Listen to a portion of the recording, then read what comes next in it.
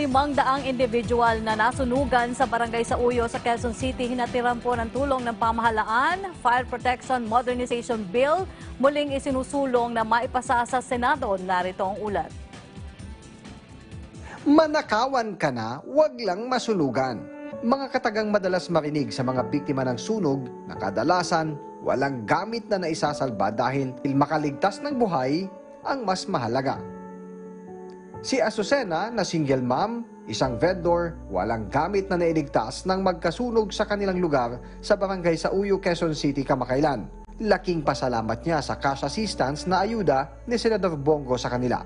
Nakakatuwa na pagkasaya namin kasi kahit na yung kalungkutan namin dahil sa nasunog lahat ng mga gamit namin, nadama namin na kahit papaano na mayroong isang mataas na tao na pumunta talaga sa amin para makita yung aming kalagayan, ang aming na kiramay siya sa aming kalungkutan.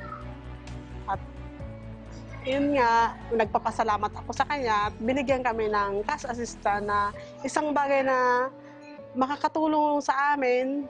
Pabili ko ng katulad ng mga gamit na nasunog uli. Kahapon nagpunta ang senador sa lugar para mamahagi ng tulong. 118 na pamilya o higit sa 500 katao ang napasaya nito. Kasama ang DSWD, DTI at National Housing Authority na namahagi din ng tulong pinansyal, livelihood assistance at gamit para makapagpatayo muli ng bahay. Ang vendor na si Mang Arnulfo napabilib sa ginawa ng mambabatas. Sa personal ko, wala po akong masasabi sa mga agency na gaya ng DSWD, mga ano pa yung bidanggit mo. Kaya salamat po sa kanila dahil nandyan sila. Hindi kami tinatalikuran, nandyan yung presensya ng mga ahensyang yan. At sinadurugod po, Diyos na lang po ang bahalang gumanti sa inyo, sa inyong mga ginagawa sa ating mga kapwa, sa ating mga kababayan. Kaya salamat po sa lahat sa inyo. Ang driver technician naman na si Dennis, may bago ng sapatos mula sa senador. Nagpapasalamat ako sa kanya na napili niya ako dahil nakita niya yung kulay ng damit ko at nabigyan niya ako ng sapatos dahil wala nang arin ako sapatos pantrabaho. Nasunog lahat ng abo. Ngayon may sapatos na ako uling bago na magagamit ko sa pagmamaneo ko sa trabaho.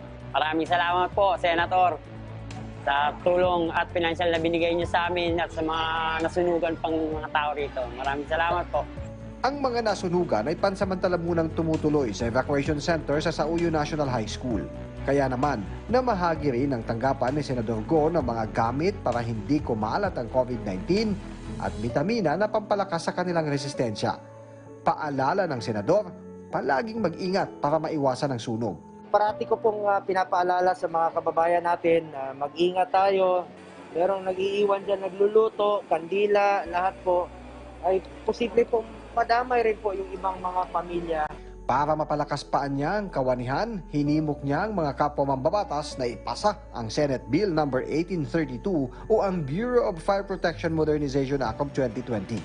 Nakasaad sa panukalang batas na hindi lang tuwing Marso ang fire prevention campaign at information drive, kundi dapat kada buwan. Madadagdagan rin ang pondo para sa BFP para may sapat na perang pambili ng mga makabagong kagamitan at padagdagan ang mga tauhan at pagsasanay.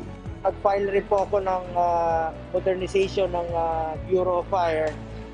Hindi lang po to modernize their equipments po, additional na kagamitan, mga trucks, additional personnel. Pero of course, yung mga truck na pwedeng pumasok rin po sa mga eskinita, hindi lang po yun. Yung akin dito is edukasyon, to educate the people